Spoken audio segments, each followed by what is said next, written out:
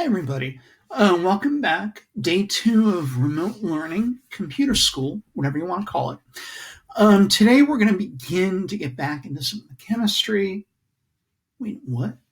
Oh my gosh, what? Get out of here. As I was saying, we're going to get back into some of the chemistry today.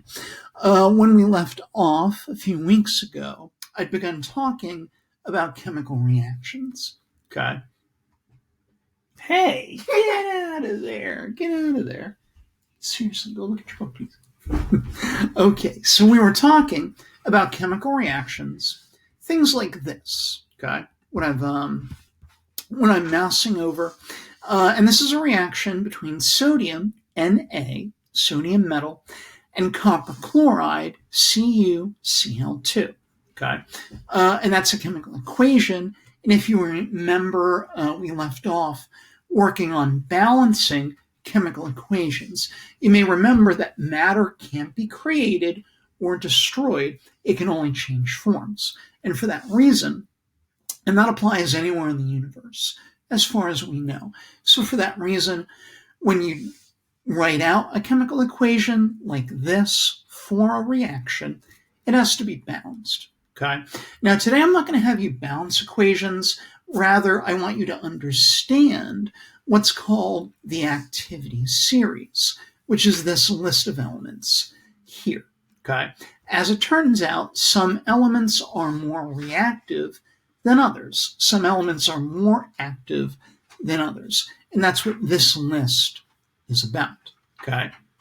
So the way you read this list, the elements at the top of the list are the most active, the most reactive elements. So lithium, potassium, calcium, for instance, those are extremely active elements. They're very reactive, and they'll react with many things. In fact, these metals at the top of the list are so active that they're rarely found in their pure form in nature because they react with other stuff and make compounds. As you work your way down the list, elements become less active and less reactive. Okay, so think about the ones at the bottom here: silver, platinum, and gold. Those elements are extremely unreactive. They don't react with much of anything. In fact, gold you can put in acid and it'll literally just sit there and not do anything. And if you think about these metals, precious metals, valuable metals, are those: silver, platinum, and gold. And they are valuable in part because they just don't react and they last for a very long time. Okay. With the nonmetals, chlorine is the most active, and then as you go down the list, they become less active.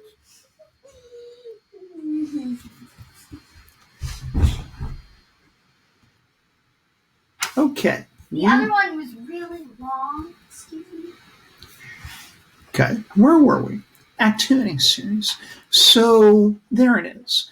The higher on the list, the more active the element. The lower on the list, the less active. Okay. These are relevant when we talk about something known as a single replacement reaction, when I'm mousing over here. And this is a reaction where a single element can replace a less active element. So in the example here, sodium will react with copper chloride because sodium is more active than copper. In this other example, silver will not react with iron chloride because silver is less active than iron. Okay. Let's look at another example quickly. Okay. So in the example, we'll look at calcium and aluminum, and they'll both be added to a solution. Okay. In the activity series, calcium is higher than aluminum. So what you should expect is that the calcium is going to be more active, more reactive than the aluminum is. Okay. So let's take a look in this lab video from a couple years ago. We'll be larger there. Hold on. There we go. All right, let's take a look.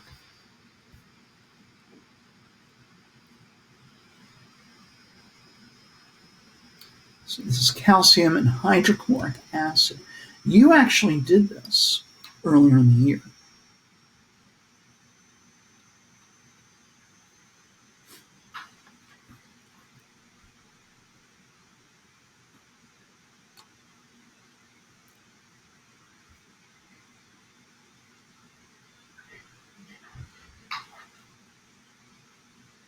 Okay?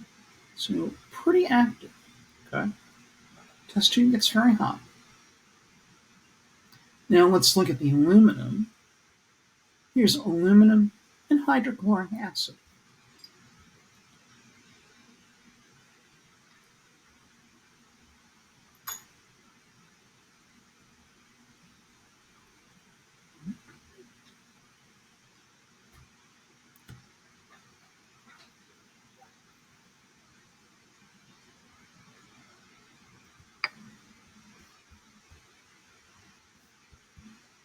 Okay? So as you can see, the aluminum just kind of sits there. Doesn't really do much. If you were to look closely, you would see small bubbles form. So as predicted, the calcium was more active than the aluminum, okay? Because calcium is higher on the activity series. So the activity series, it's a list of elements in order from the most reactive to the least reactive.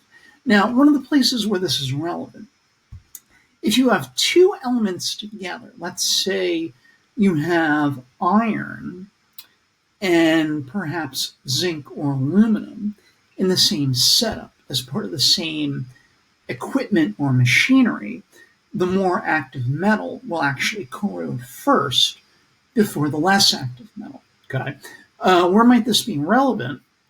Hot water heaters. Okay, hot water heaters, if you know what they are, they're in your house.